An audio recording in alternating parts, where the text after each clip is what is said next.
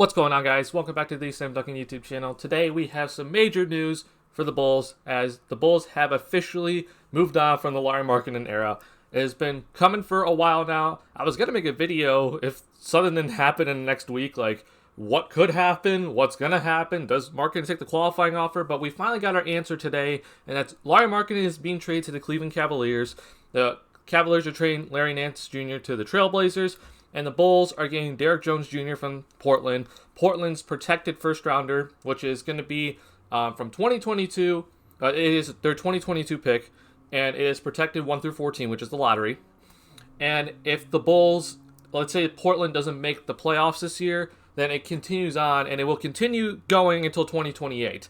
So I'm going to guess the Bulls are going to get this pick at some point, probably in 2022. And they also get Denver's protected 2023 second rounder, which is from the Cleveland Cavaliers. But I want to break this down first off in terms of personnel and all and the moves that just happened for the team. How does it help each team? How does it specifically help the Bulls, honestly?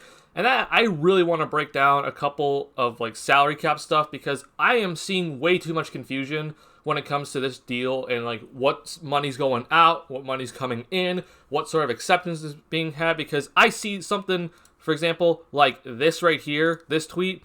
This bothers me because the Bulls do not get a traded player exception in this deal, and this bothers me to see that a Twitter account that has 11K followers is tweeting something like this when they have absolutely no idea what they're talking about. They do not get a traded player exception from Lauri Markkanen. I'm going to show you why. But before we get into all of this, make sure you hit that like button if you're new to the channel. Hit that subscribe button, especially if you're a Bulls fan. Let's get into this and just kind of talk about the players being moved and also the picks. So I'm going to start off with the two other teams and then get to the Bulls. For Portland, I love this deal personally. Derrick Jones Jr. signed for the mid-level exception about, I think, last season. And he didn't really get to play that much. He didn't really have that big of a role, especially after they got Norman Powell.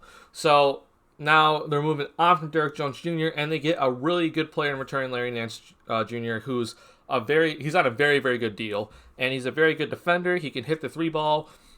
He's very versatile, and this, honestly, I really think helps Portland, because Portland desperately needs defenders. They really need defending, especially in the front lines, and they finally got Larry Nance Jr. to come in, and he can, either play power forward, he can play center. I honestly think that you can run him next to Jusuf Nurkic. So, honestly, I think is a really good fit for Portland, and to get rid of Derrick Jones Jr. contract, which they needed to get rid of to get Larry Nance Jr. back, they had to send out a first-round pick, which goes to the Bulls.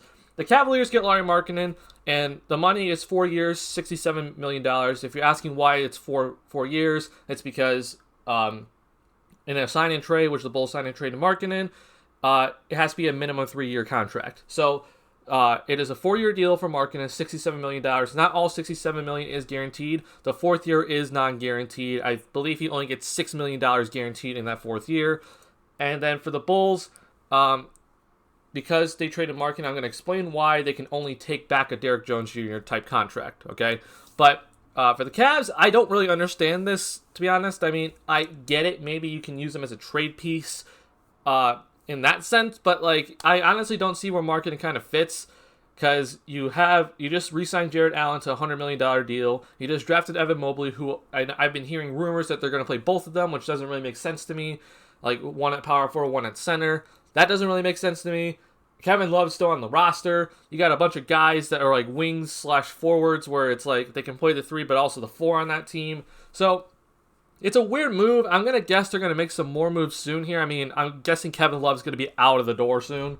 But this is definitely interesting for Cleveland. I kind of expect it as a trade piece, though. I don't really see Markkanen having that much of a significant role with this team unless some moves are really made, and then potentially trading him later. His money is, I don't think it's ideal for Cleveland, but, maybe he can be used as a trade piece early on, but it's okay. I honestly just don't understand it for Cleveland, but, I'm not rooting for Cleveland. And lastly, for the Bulls. So, I'm hearing a lot of different types of, positives, and then there's also the negatives, and people, will say, oh, Derrick Jones Jr. is the positive, and then the pick is the negative. I don't really understand. I honestly think that this is a positive. I know a lot of Bulls fans wanted Larry Nance Jr., but at the same time, I'm hearing also Bulls fans complain that we traded so many first-round picks. By the way, hey, look, the Bulls got a first-round pick, which is the 2022 first-rounder from Portland. Not only that, but the Bulls also have their 2022 first-round pick. They did not trade that pick yet. So, I mean, actually, they can't trade that pick. So, honestly, I expect the Bulls to have 2 first-round picks in the next draft in 2022. I like that, personally. And I honestly like getting another second-rounder because we did have to trade a good, decent amount of second-rounders this offseason to get Lonzo Ball, also DeMar DeRozan, right? And Derrick Jones Jr., I've been hearing a lot of different opinions. A lot of people think he's not going to be in the rotation, and the Bulls are just paying him like $9 million just to sit on the bench. I'm hearing people say, oh no, he could definitely be like a wing player. I honestly think Derrick Jones Jr. is like a 4/3. He's a very decent defender, so this is obviously something the Bulls needed, but he is also 6'5". He's also not very big. He's very thin. So Derrick Jones Jr. is a guy that can definitely come in and play some spot minutes. I think he can definitely play the 4 for this team. He's very versatile in terms of defending. His three-point shot definitely needs some work, but I do think he can be a consistent three-point shooter from the corner. So he is definitely just kind of like a Swiss Army knife type guy that you really don't know where you're going to get from. So I honestly think that this is good for the Bulls. I see Derrick Jones Jr. in the rotation, maybe not every single game, but for a decent amount of the season. As the Bulls do need help at the forward position / a wing position. By the way, I have a new setup going on, so the lighting is definitely weird, and I apologize. And I also have a second monitor, and I'm making sure that the recording is going well. So I apologize if I keep looking over here. But that's it for my thoughts on, the trade for all 3 teams and the players that they get and what they get, what they traded away. Overall for the Bulls, I'm going to go ahead and just kind of throw out, let's say B+, because again, Markkanen, you did have leverage with Markkanen, and then they definitely turned Markkanen into a very solid, return here, even though his market was pretty dry. So still, I think it's I'm going to go with B+, officially, because this is a pretty decent haul back for Lauri Markkanen, who you weren't going to use, and you also, you had the leverage on him. The Cavs, I'm going to go with a C-. I really don't understand it, but maybe you can use him as a trade piece later on to help your team. The Trailblazers, I'm going to go ahead and give them a B+ as well, because they definitely needed some help. Trading that first rounder definitely isn't, ideal, but, you got to do what you got to do to help hopefully get your team into the offseason, or into the playoffs, But I honestly think the Trailblazers, but before this deal, they had like an F for their offseason. So at least this kind of helps them, right? Now, getting into the whole, money going out, money coming in, the whole salary cap situation, let me remind you all, the Bulls are over the salary cap. And a lot of people, I guess, forget that. Also, there's a lot of things going on here, especially when it comes to Lauri Markkanen's new contract. Because he is a restricted free agent, and he is getting a big raise from his rookie deal to now his second big contract in the NBA, right? There is a lot of rules that go into play here. So first off, Bobby Marks tweeted this out. This is important to keep in mind.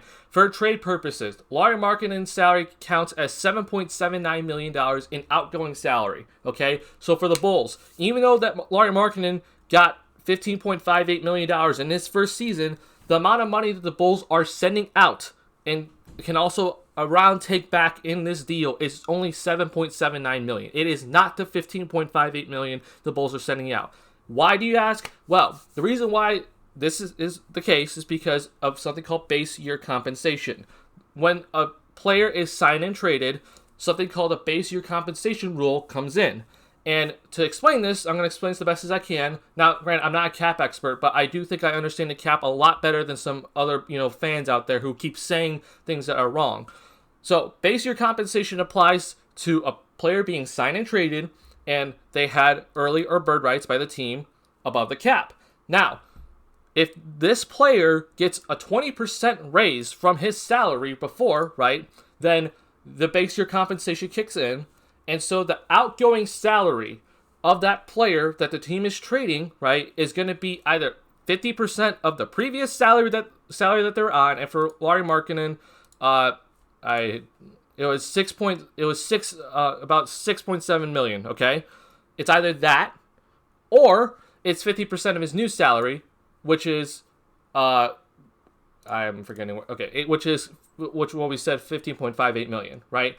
but it's the bigger of either. And obviously for Lauri Markkanen, his new contract is bigger. So because of that, 50% of $15.58 million is $7.79 million. So that's base year compensation. Again, keep this in mind. The Bulls are sending out $7.79 million. They're not sending out $15.58, okay? $7.79 million is, keep that in mind for the Bulls. Now, this is where I don't understand why people start thinking, oh, the Bulls got a traded player exception back, like how we got with Tice. No, that's not the case, okay? The Bulls did not get a traded player exception back because they were only sending out $7.79 million in salary. And they then took back Derrick Jones Jr. contract, which is about $9 million. Now you ask, why does that fit? It's not exactly $7.79 million. Well, to explain this is, here we go, now to the simultaneous traded player exceptions. So to match salaries in the NBA, it is definitely one of the harder things to do, but the NBA does give a little bit of leeway to help, match salaries, or not really match salaries, but to kind of give exceptions to salaries that aren't exactly, 100% the same. So in this case, we have a couple of rules that do apply to the Bulls. So first off, keep this in mind here. Simultaneous trade which means there are players being traded at the same time, and to non-tax-paying clubs. The Bulls are over the salary cap, but they are not in the luxury tax. So this applies to them, okay? They are not a tax-paying club, okay? So if the outgoing salary is $6.5 million or less, then the team can take back 175% of that salary. So they give an example of a Morris contract, right, which is $5 million. They can then take back about $8.8 million and also plus $100K. Now the Bulls do not fall under this category because Lauri Markkanen's outgoing salary, right, is $7.79 million. So they instead fall under this category right here, the outgoing salary plus $5 million, which is any salaries that are outgoing between $6.5 million and $19.6 million, okay? Lauri Markkanen falls under that. $7.79 million is in between these two numbers, right? So that means any money that the Bulls take back is going to be either $7.79 million or plus $5 million. So the Bulls could have basically gotten about $12 million back in return. The reason why the Bulls did not want to do that, though, as you can see for Bobby Marks, is because that would really make them close to the luxury tax.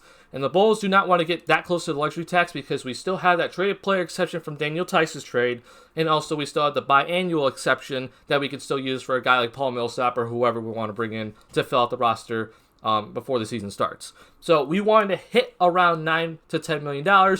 Derrick Jones Jr. literally falls right there at around $9 million. That's the reason why the Bulls were able to take that money back. Now, keep this in mind, though. For tax-paying teams, which Portland is, they have a different rule. They can only get 125% of the outgoing salary back. So, for example, if let's say this is Channing Frye's, right? It'll be $7.4 million. They can take up to $9.3 million, okay? Which is a smaller number, right? It's not $5 million. It's also not 175%, right? But because they're a tax-paying team, this is definitely important for the Bulls to understand that because they have different exceptions that they have to work with, right? And for Portland, it's that they're sending out Derrick Jones Jr. and then they're getting back Larry Nance Jr., which Larry Nance is making about $10 million. Derrick Jones Jr. makes about 125%. Boom, fits right in, okay? So that's the reason why this Bulls trade works. Now, again, Cleveland is taking back the entire salary that Markkanen is getting his first season, but the Bulls are only sending out $7.79 million. So keep this in mind. So when we talk about Lauri Markkanen, being traded for, this, and that, you have to keep this in mind for sign-in trades, right? When a player gets that sign-in trade deal, you have to keep in mind base year compensation. And you can't just go out and be like, oh, we can then go out and get this guy because the salaries match and that guy's getting that significant amount of raise, right? No, you have to keep in mind base year compensation if you sign and trade a guy. In this case, it applied to Markkanen, hence why we can only get back a certain amount of players under a certain contract, right? So hopefully that explains everything. The reason why the Bulls don't have a traded player exception from this deal, I don't know where this came from. The Bulls took on more money than they sent out, and for you to get a traded player exception, you need to send out more money. So I don't understand this at all. This bothers the heck out of me. And also, again, base year compensation, it's through a sign and trade. I mean, I'm having, people right now saying like, no, they can still use the base year. I'm like, no, they use the base year compensation to take on Derrick Jones Jr. contract. Okay, so I just want this to be clear to Bulls fans, because this bothers me a lot when I see people spew out the wrong information, because then it kind of makes the fan base say, like, why couldn't we get this guy? I'm like, well, it's because we can't get that guy, right? Now, other thing I want to talk about is the base year compensation applied to this Daniel Theis trade. Daniel Theis got about $8 million per year in his new contract. But again, if you get that significant raise and then you sign and trade that player and you're over the cap, which the Bulls were, then base year compensation kicks in. And for Daniel Theis, right, this is the exact same thing. And I believe the Bulls, this applies to Daniel Theis's deal as well. So for the Bulls, in this Theis trade, they didn't get an $8 million player exception, right? They got, I think, about $5.8 million instead. And that, if you look at the rules, that makes complete sense. Or I don't know the exact number, but it's not $8 million, so what some people are thinking. And this guy thinks that it's like, oh, it's a huge one. And it's a pretty significant one, but it's not $8 million, okay? So hopefully you guys understood exactly what I was saying. If you want to see, Cap talk about the Chicago Bulls specifically, follow Ryan here. This is his Twitter handle right here. He does a fantastic job at breaking down the Bulls cap, and he really understands everything that the Bulls have to say here.